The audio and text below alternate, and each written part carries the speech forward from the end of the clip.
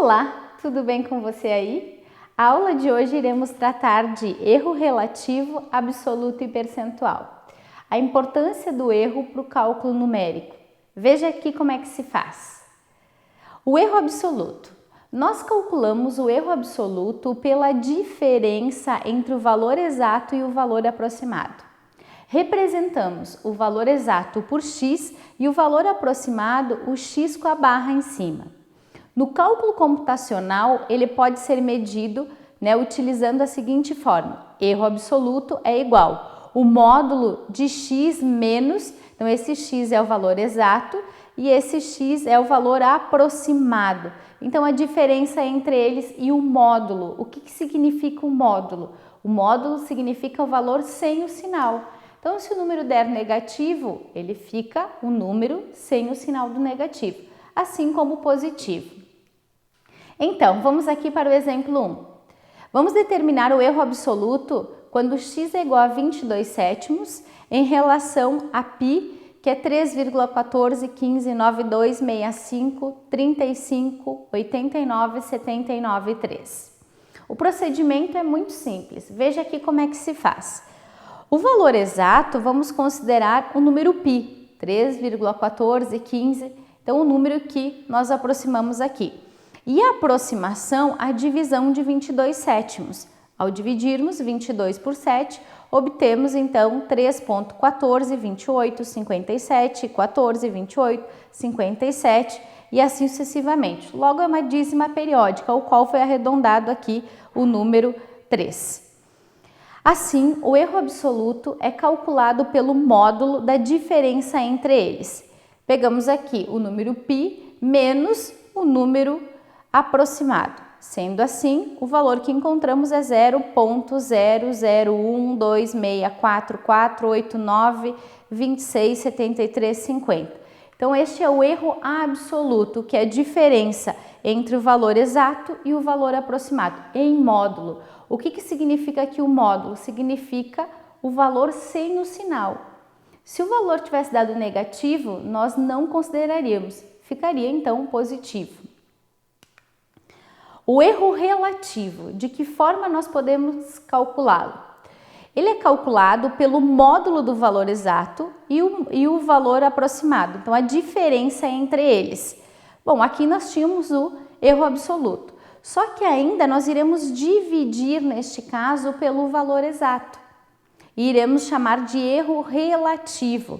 Então, desta forma, obtemos aqui o erro absoluto e dividimos pelo módulo do valor exato. Lembrando que o módulo é o valor sem o sinal. Veja aqui no exemplo 2. Da mesma forma, vamos considerar x igual a 22 sétimos e o π igual a 3,1415 e assim sucessivamente. Considere o valor exato como o valor de π, o valor aproximado como a divisão de 22 sétimos. Sendo assim, vamos fazer a diferença entre eles, dividido aqui pelo valor exato. Sendo assim, vamos obter o valor de 4,02, mais alguns dígitos aqui, vezes 10 na menos 4. Veja aqui que vezes 10 na menos 4 significa 0,4 dígitos no mínimo depois da vírgula. Tá ok? O erro percentual. Nós calculamos o erro absoluto e multiplicamos por 100. Sendo assim, é o valor exato menos o valor aproximado dividido pelo valor exato. E multiplicamos tudo por 100 e vamos obter o erro percentual. Da mesma forma, utilizamos aqui o exemplo 3, os mesmos valores do exemplo 1 e 2, para que tenha uma cronologia. Calculamos a diferença entre o valor exato e o valor aproximado, dividimos pelo valor exato e encontramos aqui o erro absoluto. Depois, multiplicamos por 100 e colocamos o símbolo do percentual. Veja aqui que o erro percentual de x igual a 22 sétimos em relação ao número π é 0,04% aproximadamente.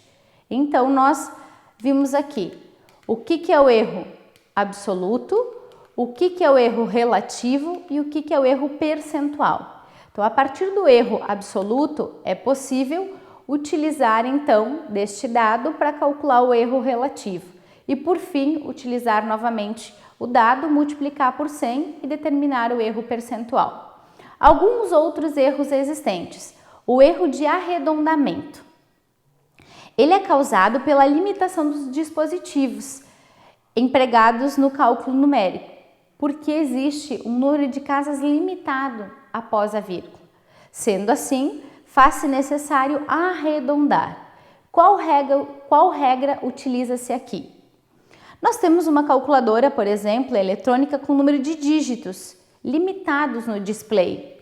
Sendo assim, acontece o mesmo para o computador, que tem um erro de apresentação de um número decimal no seu equivalente binário. Então, além disso, nós iremos fazer a conversão dos números decimais para o número binário e assim vice-versa.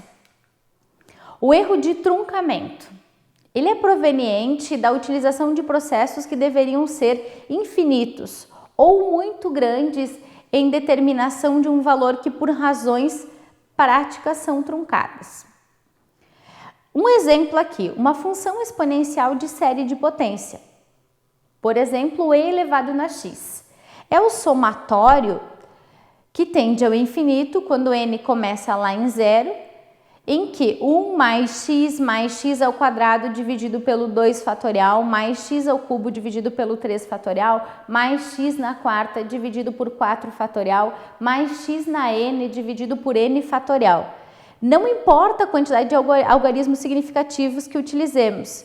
No cálculo e na x, pela série truncada, o resultado sempre será aproximado.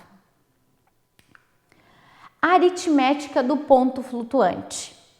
O sistema de aritmética é utilizado por computadores para representar um número real. Nesse sistema, o número será representado desta forma. Então, eu vou ter D1, D2, D3, dt infinito vezes o beta elevado na e. O beta é a base onde a máquina opera.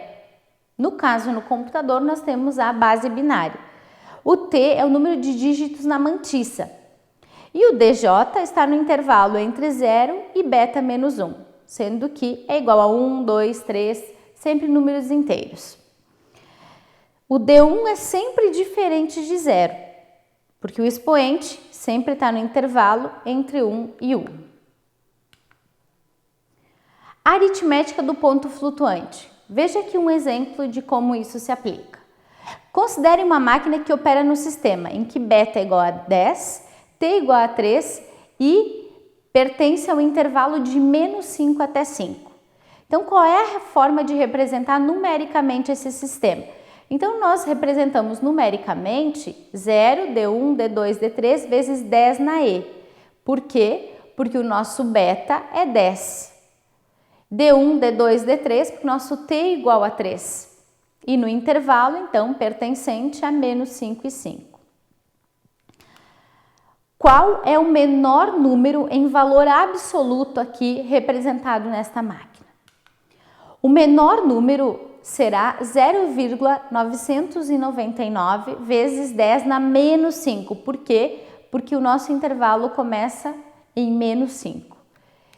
E qual será o maior valor aqui? Qual o maior valor absoluto representado nessa máquina? O maior valor será m igual a 0,1 vezes 10 na 5, porque o nosso limite superior é 5. Próximo questionamento.